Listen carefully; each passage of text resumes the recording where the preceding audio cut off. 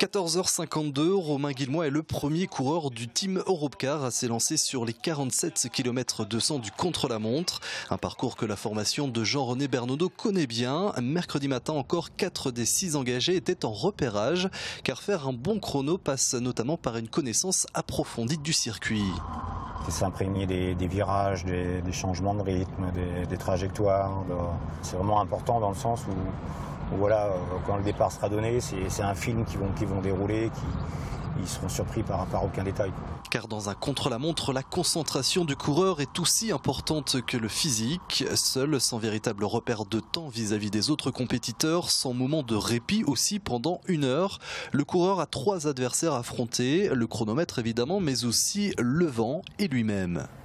Là, vous avez le vent comment là? Là, on l'a plutôt face. Face là. Aujourd'hui, il y a 15.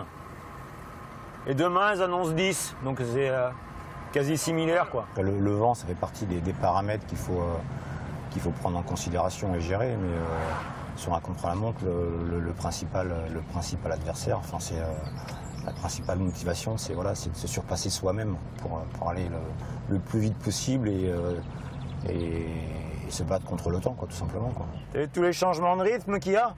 Mais le mental ne fait pas tout. Durant l'épreuve, les coureurs disposent ainsi d'un matériel adapté à l'exercice, une combinaison sur mesure, un casque et puis un vélo spécifique. La géométrie du cadre n'est pas tout à fait la même pour pouvoir avoir une position plus aérodynamique. Il est aussi plus rigide que le vélo de route. Et la principale différence, c'est le guidon qu'on appelle un guidon triathlète plutôt que le guidon rond qu'on a habituellement sur les courses en peloton.